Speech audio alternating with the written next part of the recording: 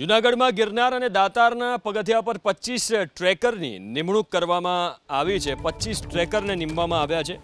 માનવ વન્યજીવ ઘર્ષણ નિવારવા યાત્રિકોની સુરક્ષા માટે ટીમ તૈનાત કરવામાં આવી।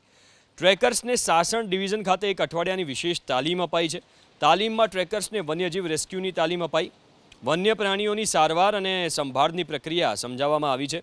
સિંહ દીપડાની અવરજવરવાળા સંવેદનશીલ વિસ્તારમાં ટ્રેકર્સ ફરજ બજાવશે।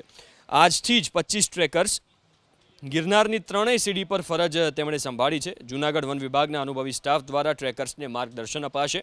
યાત્રિકોને વન્ય પ્રાણી દેખાય તો ટ્રેકર અને વન વિભાગને જાણ કરવા અપીલ કરવામાં આવી છે। પગથિયા ઉતરી વન વિસ્તારમાં ન જવાની પણ સૂચના આપવામાં આવી છે।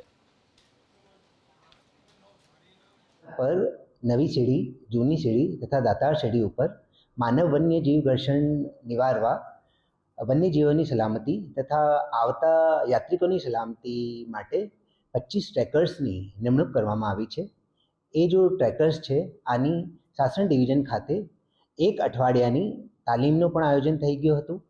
आ तालीम दरमियान आने फील्डमां लई जईने आनुं ओरिएंटेशन करवामां आव्युं अने शासननो जो हॉस्पिटल है ત્યાં લઈ જઈને કેવી રીતે વન્ય પ્રાણીઓની સાર સંભાળ કરવામાં આવે છે, કેવી રીતે આને રેસ્ક્યુ કરવાનો, આ આખું પ્રોટોકોલ આને શીખવાડવામાં આવ્યું।